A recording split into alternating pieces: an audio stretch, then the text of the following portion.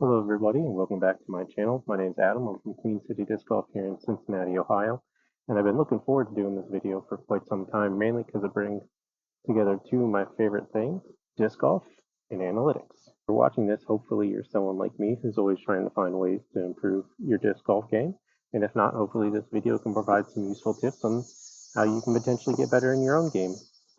Now, I've been in analytics for about a decade now, and trying to find ways in which I can incorporate my analytics background to help me improve my disc golf game. And one of the methodologies I recently have been implementing is quality improvement. Now, some people may be familiar with quality improvement.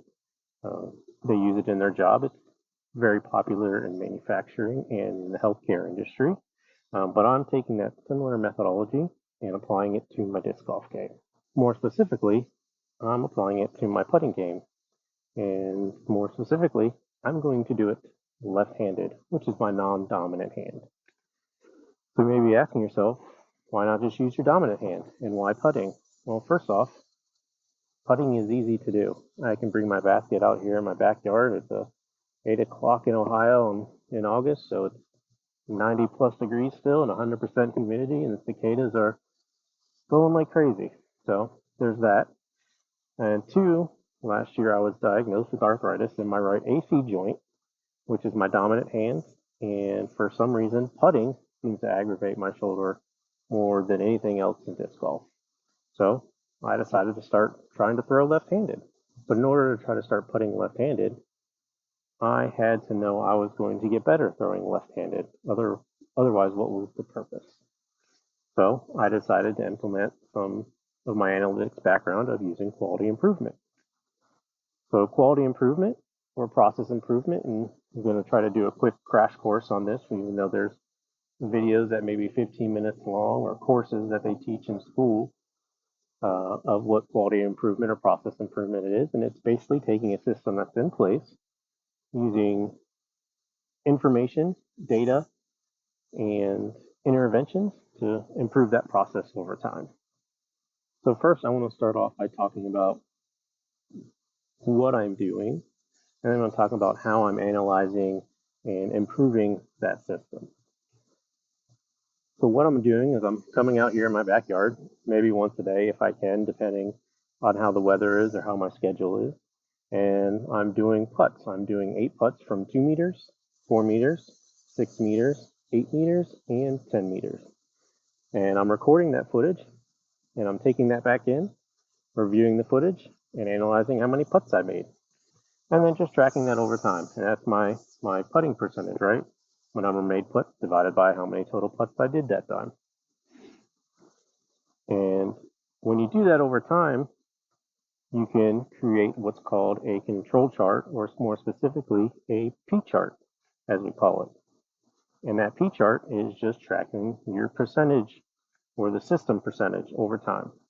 In quality improvement and process improvement, you need to understand what the initial process is. So you take some initial data points. For me, that was 20 putting sessions. Over those 20 putting sessions, I came out, I putt, I record, and then that gave me my baseline. So all I do to create my baseline is I create what's called a center line. And that center line is just what my percentage of made putts is for my process. So I took some of the numerators for those 20 points, some of the denominators. That gives me a percentage, and that's what my putting percentage is for my first 20 data points. So for me, putting at a 56 percentage, well, it's not bad for my left hand. So now that I know what the system is, now I got to work on improving it. And the first thing with improving is you have to set a goal. So for me, I wanted to improve my putting by 10%, so 56 to 66% made putts. Seems fairly reasonable. Don't want to set your goal. I want to be like, I'm going to make 100 putts, 100% of my putts. Well, that's a nice goal to have, but it's not very attainable. So you want to make it reasonable, and then once you hit that goal, then you can readjust your goal after that. Now that I have my base data and my goal, what I can do is kind of start looking at where my failures are. And because I recorded my session, I could track where I missed. So did I miss high, high right, right, low right, low, low left, left, or high left? Was it a chain out? Did I foot fault? So I could track all those failures about why I missed a putt. And I could look at those and see where the highest percentage of my failure was. So for me, it was missing low. Well, I can then ask myself, why am I missing low? Well, I'm missing low because I'm aiming low. Why am I aiming low? Because I don't have a dedicated spot to aim at. And a failure, like missing low, may have more than one root cause. For example, I could say, I'm missing low. Well, why am I missing low? Because I'm throwing with just my arm. Well, why am I throwing with just my arm? Because I'm not properly engaging my core or my legs into my putting process. So once I have my initial small test, so for me I did 4 putts at 2 meters, I can expand it out. So I can say, I'm going to do 4 more putts at 2 meters and my 8 putts at 4 meters, and then record kind of what happens there and modify it. Then I can expand it out more. So now I'm going to do 8 putts at 6 meters, 8 putts at 8 meters, 8 putts at 10 meters, and see how that feels. And the idea is to expand these tests out so you're getting more data, because you want to start small and then expand over time. And the reason you want to start small is so you can quickly make changes and adapt the intervention to different scenarios or different results. Because if the results aren't what you're expecting, you may want to modify it quickly. When you're done with an intervention, testing it, what you want to do is you want to study the results, and you want to decide if you want to implement it, adapt it, or just dismiss it, remove it. You want to stop it. If you want to implement it, you think it's great, it's going to work, nothing wrong with it, just keep it as it is and we'll move forward. If you want to adapt it, then you may want to make modifications. And so it becomes better, more reliable, and you can trust it more. If you want to stop it altogether, then that means it just wasn't working. It wasn't providing the results you were looking for. So for the example and so I started testing these interventions over time. I started to see some improvement. I saw less and less points below the center line, and finally I got to 8 points above the center line. And when I get to 8 points above the center line, that means my process has improved. And when that happens, I can recalculate the center lines, doing the same calculation I did before, summing the numerator, summing the denominator, so it's 8 points, and recalculating my center line, and that's my new putting percentage. So after I was doing some testing, I improved. My first improvement was to 67%, which I hit my goal on my first shift, which was great. But I still had more time, and I still wanted to show more improvement. So I began practicing more to see if I can improve more. Practicing over time, and because I got a little bit more inconsistent with getting out every day to practice, I began to plateau or regress. I wasn't seeing improvement. My data points were more sporadic. And what I realized is I wasn't following my interventions. And now is a good time to talk about reliability of interventions. So reliability of interventions is very important. There are interventions that have low reliability, and there's interventions with higher reliability.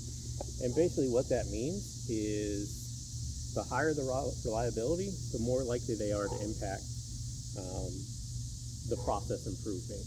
For example, putting aiming points on the basket is a lot higher reliability than me saying, I'm going to aim for the second to the left chain link, 5 chain links down every time, and having to count that every time.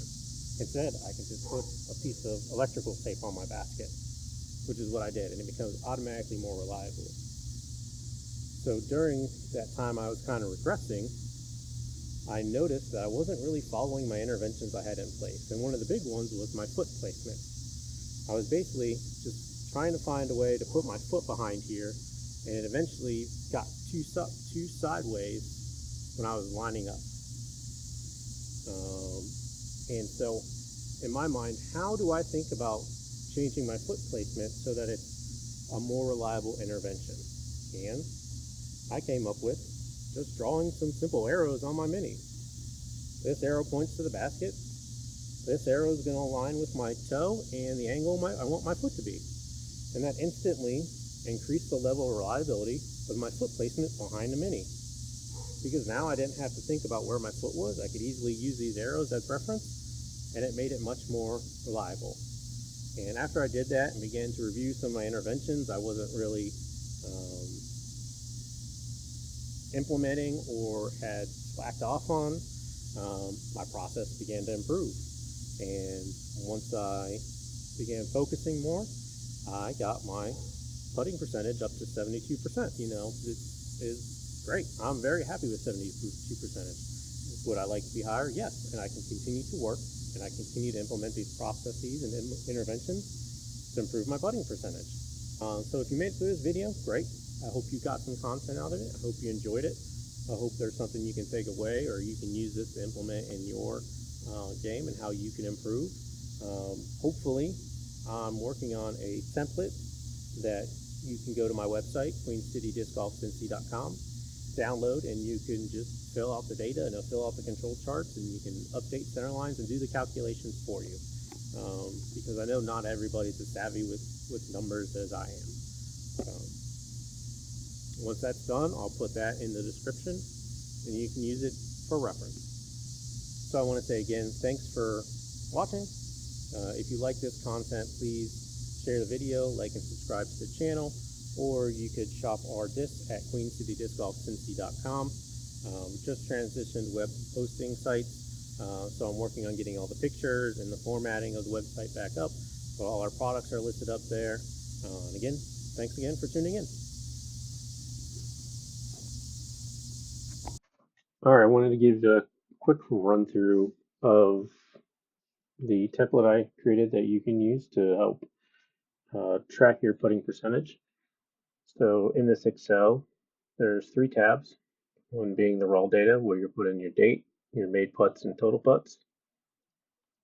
There is your center line information, so this is where you'll get your baseline center dates and then add dates for any shifts. Your baseline should be about 20 data points.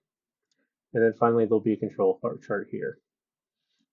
So if I were to go ahead and, let's just say, put in my first 20 data points,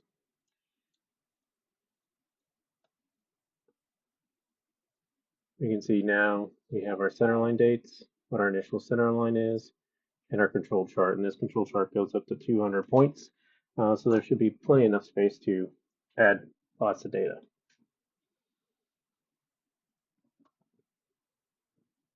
So if I want to go ahead and continue to add the rest of my data, and generally you're entering this data one by one, but I have all my data done now. So I'm going to go ahead and enter in the rest of my data. Haven't put in any center lines yet. But if we go to the control chart, you can see the rest of the data is in here. And the way I created this Excel template is that once you get 8 points above the center line, indicating your process is changing, those dots will show up as green, so hopefully easily identifiable as green. So if I go back and put in, say, my first shift here, which was at 524, that's the first point above the center line, and then 7 more points came after that, so 5, 29, 24.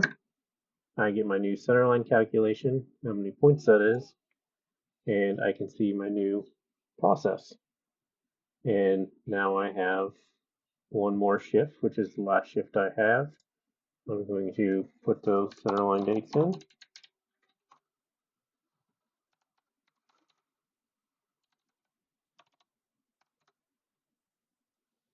And it updated the control chart and my new percentage.